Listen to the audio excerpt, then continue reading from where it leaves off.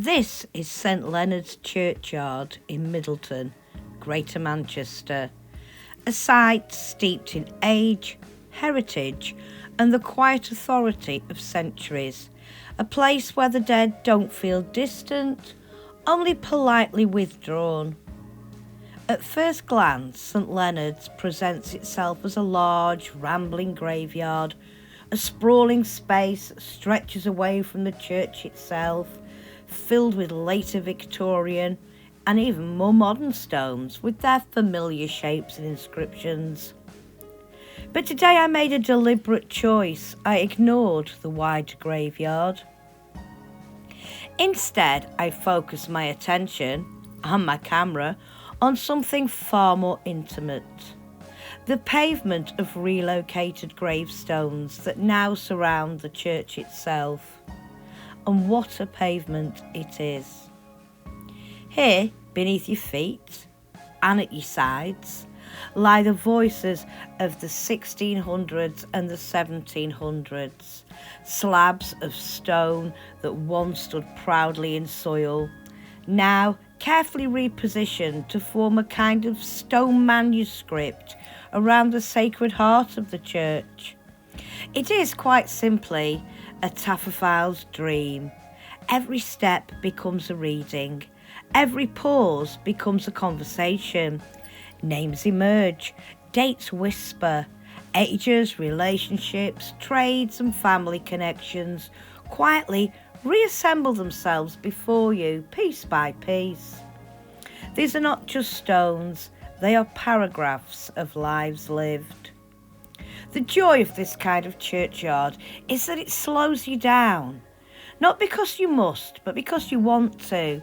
The eye catches on a date, 1692, 1714, 1748, and suddenly your mind begins to travel. Who were they? What did Middleton look like when they walked its streets? What fears did they carry? What hopes did they bury with their dead? The stones of the 17th and 18th centuries have a character all of their own. The lettering alone is a pleasure to behold, hand-cut, often imperfect, sometimes beautifully flourished, sometimes stark and functional. You can feel the human hand in them, the mason's chisel, the hesitation in a curve, the slight unevenness of a line. And with that comes intimacy, because these were not mass-produced memorials. They were made slowly by someone standing in front of a living family, carving grief into stone. Many of the stones are a joy not only for their dates, but for their language. The phrasing of earlier centuries carries a different rhythm, a different relationship with death. Here, death is not hidden behind euphemism. It's named, acknowledged, accepted. There's something quietly comforting in that honesty. And as I move from stone to stone, I find myself losing all sense of time, caught up in the act of reading, photographing, recording, simply being present with the long dead. It became almost meditative. Step, read, pause, reflect, step again, and all the while the church itself stood watch over this pavement of memory. St Leonard's is no newcomer.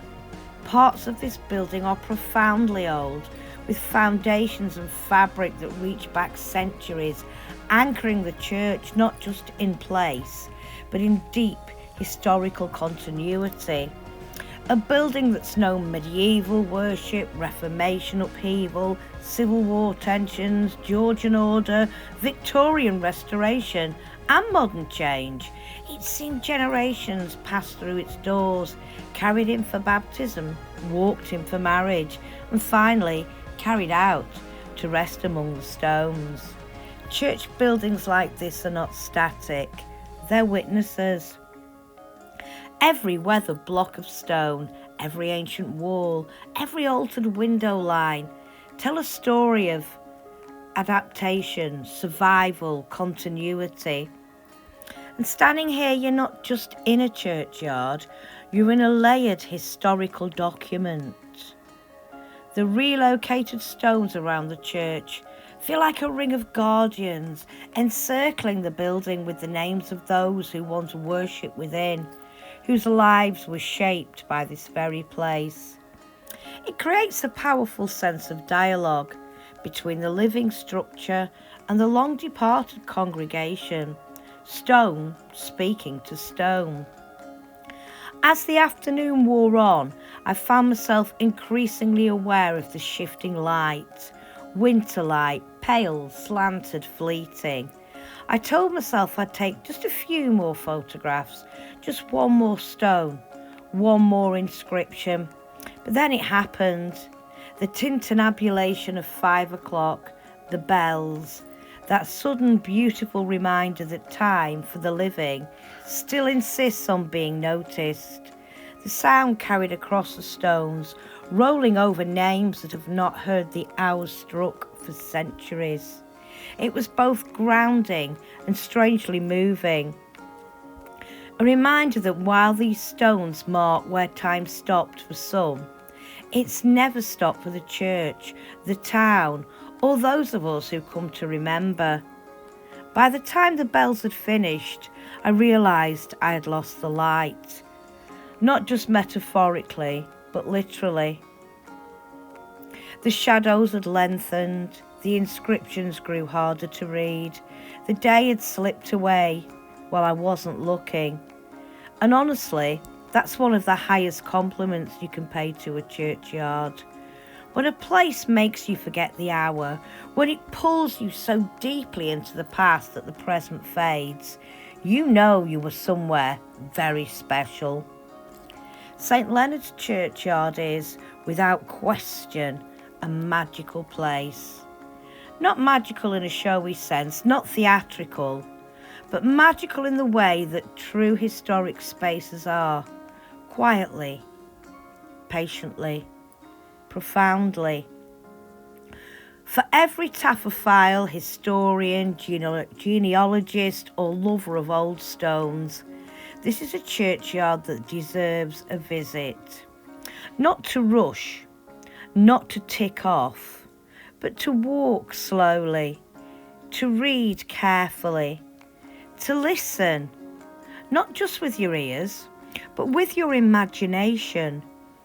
Today it was a privilege, an honour, to stand among the long dead of Middleton, to read their names, to speak them silently, to carry their memory forward, even if only in this small way. Places like this remind us history is not only found in books or archives. Sometimes it's beneath your feet, waiting to be read.